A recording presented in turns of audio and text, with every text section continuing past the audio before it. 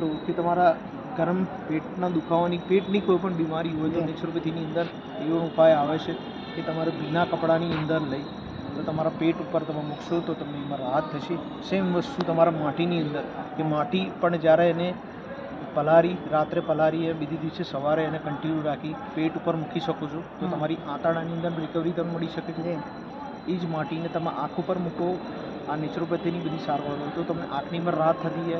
જેમ કે કોઈને થાઇરોઇડ છે તો એ જ માટીને તમે ગળા ઉપર મૂકશો તો પણ તમને એની રિકવરી થતી જશે.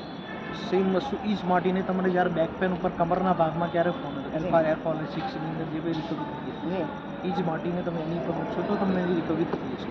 માટીના અલગ અલગ પ્રકાર હોય છે બરાબર. ઘીની માટી હોય છે કે રેતીનો શેક પણ કરી શકો છો બરાબર. આવી નેચરલ વસ્તુની અનુસંધાન કે જ્યાં નેચરલની સાથે રહી કુદરતના ખોળામાં રહીને કુદરતની પોતાના રહીને આપણું જે કાર્ય એ થઈને મારી વાણીને વિરામ આપું છું.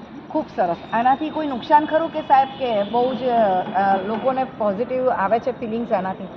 તમે અત્યાર સુધીમાં કેટલા તમારા અંડરમાં કંઈક લોકોને સારવાર આપી હશે, કેટલા લોકોના તમને આશીર્વાદ મળ્યા હશે, કંઈક એક કદાચ થોડોક અનુભવ તમારો શેર કરો. મારા અંદાજ પ્રમાણે હું જ્યારે ઋષિકેશ હતો ત્યારે મારું પેશન્ટ આવ્યું હતું બેંગ્લોરથી ને એને આંતરડાની તકલીફ હતી. તો આંતરડાની તકલીફની અંદર જ્યારે એને અમે ભીની માટીની પટ્ટી એને પેટ ઉપર મેં એમાં કમસે કમ એને 7 દિવસ 10 દિવસ એની ટ્રીટમેન્ટ કરી. તો ટ્રીટમેન્ટ કર્યા પછી એનો ખુદનું ફિલિંગ એવું થયું હતું કે મારી પેટની બીમારી ખૂબ રાહત થઈ છે. ખૂબ સરસ. તો આપણે મળીશું એમને ફરીથી. અત્યારે વાણીને આપણે વિરામ આપીએ છીએ અને સાહેબને જોડે ફરીથી આપણે આગળ કોઈ પ્રેક્ટિકલ આપણે એક સેશન ગોઠવીશું સરના જોડે. ખૂબ ખૂબ આભાર. વંદે માતરમ. જય હિન્દ. ભારત માતા.